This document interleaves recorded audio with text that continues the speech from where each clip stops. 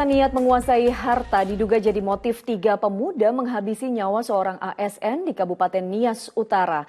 Korban sempat dilaporkan menghilang. Jasadnya ditemukan di tepi jalan di Teluk Dalam, Kabupaten Nias Selatan dengan tali pinggang terlilit di leher.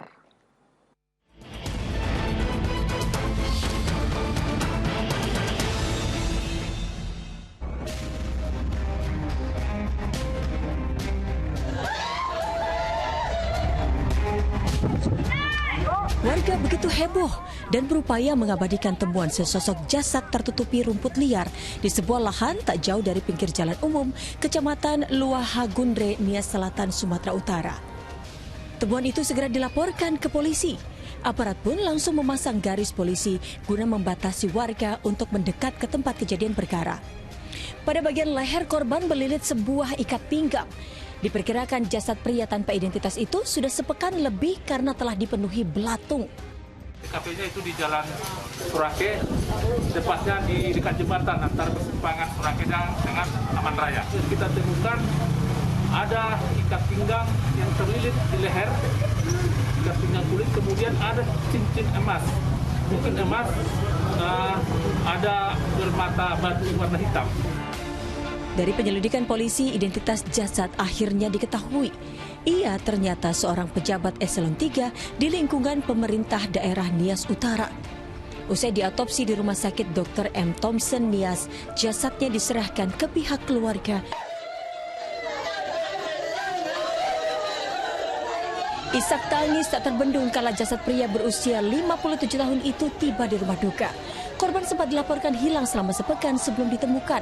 Lokasi temuan mayat pun terbilang sangat jauh, butuh sehari semalam dari rumah korban. Sedangkan kendaraan dinas digunakan korban ditemukan sekira 100 km dari TKP. Dari ciri-ciri, dari bukti yang dilihat atau didapatkan di TKP, baik itu cincin sebagaimana kami jelaskan sebelumnya bahwa termasuk juga ikat pinggang yang ada di tubuh yang bersangkutan dan pakaian itu dari keluarga menyatakan bahwa itu adalah milik daripada yang bersangkutan. Upaya kepolisian guna mengungkap pelaku pembunuhan akhirnya membuahkan hasil. 2 dari 3 tersangka diamankan. Salah satunya berinisial HZ, menyerahkan diri dan dijemput aparat Polres Nias di Bandara Binaga. Sebelumnya, seorang rekannya telah ditangkap polisi dan 1 pelaku lain masih diburu petugas. Hasil penyelidikan polisi, motif pembunuhan sang pejabat didasari keinginan salah satu tersangka yang berinisial HZ untuk menguasai harta benda korban hingga rencanakan perampokan. Mereka sebelumnya saling mengenal di media sosial. Antara HZ dengan korban. Dan HZ ini sudah merencanakan memang di pertemuan ketiga ini untuk merampok barang-barang yang dimiliki korban. Kejadian berawal dari janji temu ketiga pelaku dengan korban. Saat bertemu, mereka lalu mengajak korban berkeliling Pulau Nias. Rupanya itu hanyalah modus untuk melakukan perampokan. Di perjalanan pelaku mencerat leher korban dengan ikat pinggang hingga tewas.